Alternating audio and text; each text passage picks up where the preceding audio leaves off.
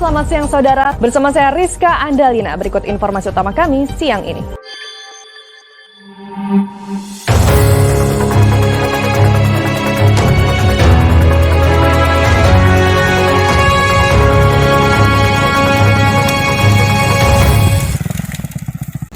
Mengurai konflik tambang hingga penerapan hukum yang berkeadilan. Penanganan konflik pertambangan membutuhkan rasionalitas yang tinggi. Untuk memahami penyebab terjadinya konflik pertambangan, perlu diketahui terlebih dahulu bahwa dalam kegiatan pertambangan ada yang disebut the principle of social justice, prinsip keadilan sosial. Prinsip tersebut pada intinya menyangkut kesejahteraan masyarakat sekitar. Prinsip tersebut telah berkembang menjadi filosofi, teori hukum, bahkan telah menjadi naluri. Adapun yang dimaksud dengan the principle of social justice dalam hal pemanfaatan sumber daya kekayaan alam menurut Novendri Yusdi SH, yang pernah melakukan mediasi konflik tambang, menerjemahkannya sebagai prinsip dalam kaitan kemanfaatan. Dalam hal kekayaan alam yang dimiliki oleh suatu wilayah yang dikembangkan, maka setiap orang harus mendapat kemanfaatan. Pemerintah adalah pihak yang berkewajiban memberikan kemanfaatan tersebut kepada masyarakat. Apabila pemerintah gagal memberikan kemanfaatan, maka masyarakat akan menuntut kemanfaatan itu dari pengembang kekayaan alam. Konflik tidak terjadi begitu saja, tapi ada penyebabnya. Di sisi lain, konflik terjadi karena pemerintah lebih banyak fokus pada pendapatan finansial sehingga kepentingan masyarakat terabaikan. Adapun kebijakan yang tepat dapat mengukur hal penyebab terjadinya konflik antara pemerintah dengan korporasi serta pemerintah dengan masyarakat. Konflik bisa terjadi karena korporasi mendapat tekanan dari pemerintah, karena adanya kepentingan masyarakat terabaikan.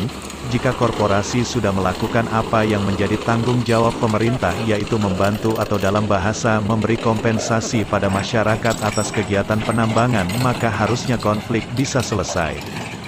Pemicu konflik dalam sektor pertambangan itu sering dikarenakan adanya ingkar dari perjanjian, permintaan yang meningkat, kepentingan pihak luar, provokasi, faktor kecemburuan sosial antar pribadi, dan faktor kepentingan. Pendekatan yang dilakukan dalam penanganan konflik adalah pendekatan kompensasi yang selama ini banyak digunakan oleh perusahaan dalam penanganan konflik. Pendekatan kompensasi ialah pendekatan yang menggunakan beberapa faktor. Pendekatan ini sulit karena menentukan standar besaran harga, tidak pernah memuaskan, negosiasi antara pihak yang tidak berimbang, sehingga dari sini seperti menjadi bom waktu yang sewaktu-waktu meledak. Kali terlihat masalah pemerintahan di wilayah pertambangan. Masalah itu seperti tidak hadirnya pemerintah di wilayah tersebut.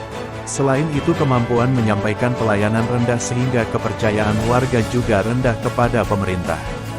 Kepercayaan kepada pemerintah setempat yang rendah juga terjadi karena harapan masyarakat tidak realistis. Dalam penanganan konflik pertambangan, kalau kami sebagai lawyer biasanya konflik antar para pihak, selalu dengan upaya mediasi.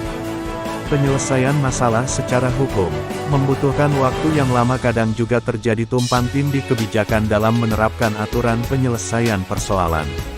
Tanggung jawab Kementerian Energi dan Sumber Daya Mineral disingkat ESDM tidak hanya terlepas dalam menerbitkan izin saja, namun juga tetap memantau dan melakukan penyuluhan atas kegiatan pertambangan. Jika terjadi kesalahan dalam penambangan, maka yang berhak menegur dan memberikan sanksi adalah ESDM seperti surat peringatan pertama dan selanjutnya.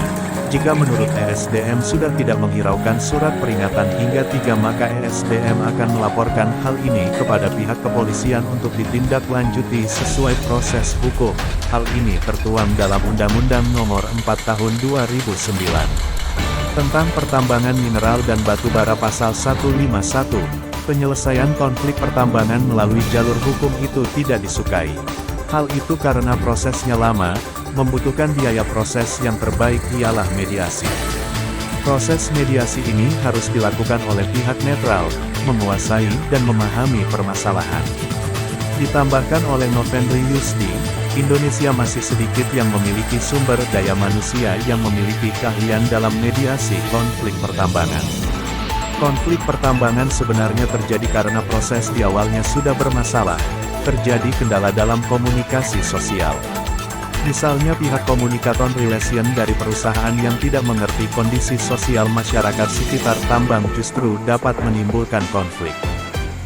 Berdasarkan pengalaman Novendri Yusdi, semua penyelesaian konflik pertambangan yang pernah diikutinya melalui jalur hukum atau pengadilan, itu tidak menguntungkan kedua belah pihak dalam jangka panjang. Karena menurutnya belum tentu jaksa, hakim dan pengacaranya memahami dengan benar permasalahan. Pengacara, jaksa, dan hakim cenderung hanya mengacu pada ketentuan perundang-undangan, apalagi jika misalnya yang menyangkut permasalahan masyarakat adat. Menurutnya, seharusnya ada satu lembaga khusus yang menangani konflik pertambangan, misalnya Direktorat Jenderal Konflik yang menangani sejumlah konflik. Karena ada kalanya persoalan pertambangan dilihat dari kacamata atau perspektif manfaat.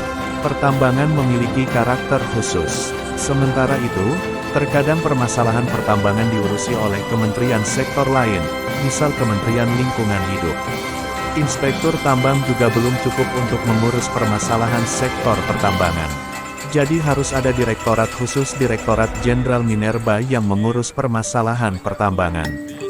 Mulai dari permasalahan konflik, kesehatan pekerja dan juga kesehatan masyarakat, masalah lingkungan dan masalah sosial lainnya.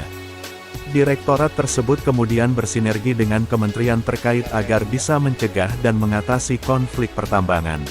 Demikian wawasan tentang konflik pertambangan, semoga bermanfaat.